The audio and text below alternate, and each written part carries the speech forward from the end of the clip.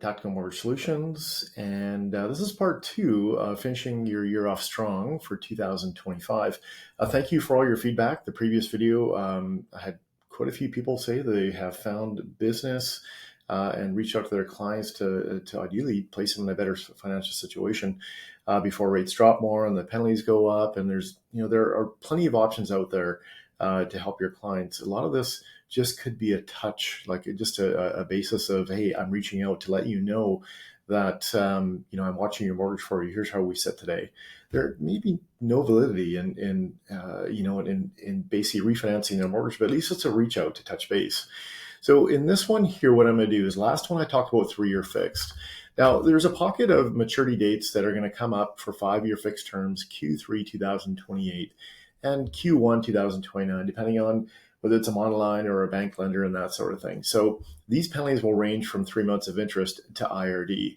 So once again, this is client engagement, provides opportunity before renewal and before penalties go up, increase cash flow, and also reduce high interest debts. I'll attach this client outreach letter as well. So what I'm going to do is I'm going to run through this situation here, which is 5-year fixed terms. Now, once again, these would have been done a couple of years ago. So in this first one, we're going to say match payment. We're going to look at a lower payment, and we're going to look at a variable, because the variable, of course, is starting to come back as per the last meeting, just with everything going on in Canada economically, is we're anticipating the prime rate to fall. And this is the trend at this point, is currently 2.5, and we're looking at dropping perhaps by the end of the year another 0.5%. This means this changes the strategy. If you want variable versus fixed, then maybe we lock in later. Here's the forecast of the 3-year bond yields. Here's a forecast of the 5-year bond yields. So that could be part of the strategy when speaking to clients, is go variable and then lock in later.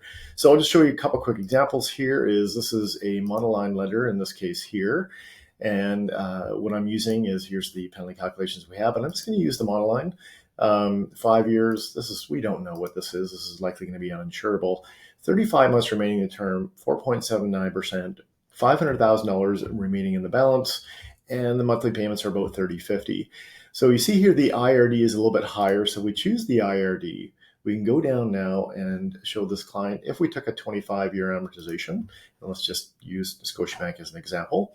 If we match the payments, we drop their amortization by a couple of years, and we would pay down the mortgage a bit quicker, and they'd be able to get out of this product before the penalties began to rise. And with that being said, there's one portion here, tactical penalty forecasting, where you can show as the rates drop that the penalties will increase.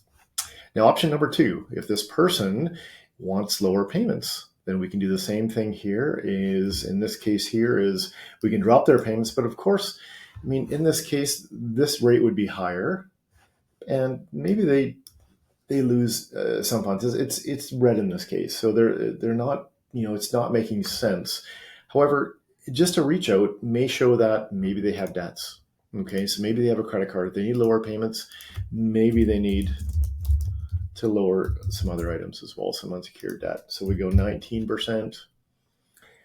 Then we're showing a savings. Now, if they have any other debts, maybe they have a unsecured line of credit. So in this case here, let's just go TD ULOC under an unsecured line of credit.